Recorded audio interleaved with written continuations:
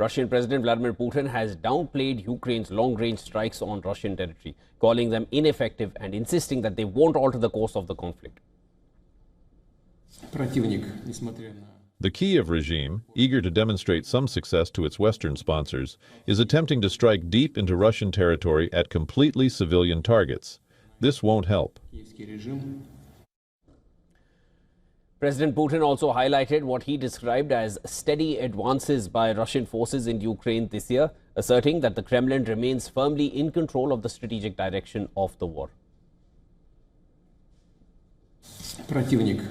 At present, the strategic initiative remains entirely with the armed forces of the Russian Federation. This year, we have liberated almost 5,000 square kilometers of territory, 4,900 square kilometer, and 219 settlements.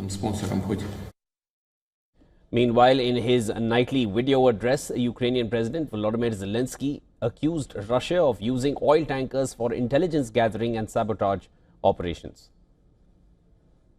The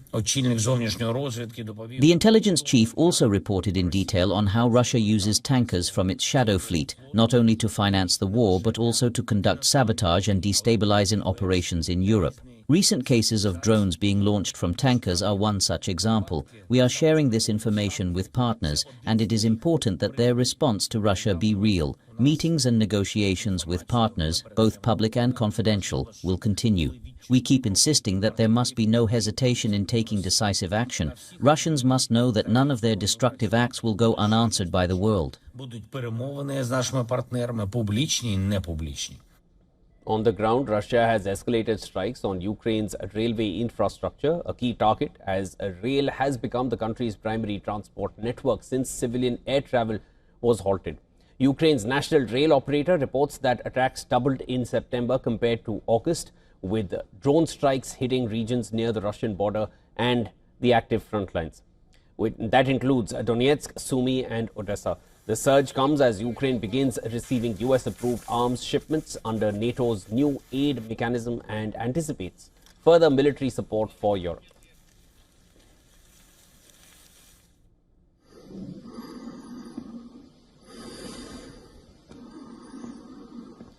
In response to the growing energy threats, Ukraine has allocated an extra $36 million to fortify power infrastructure in vulnerable areas.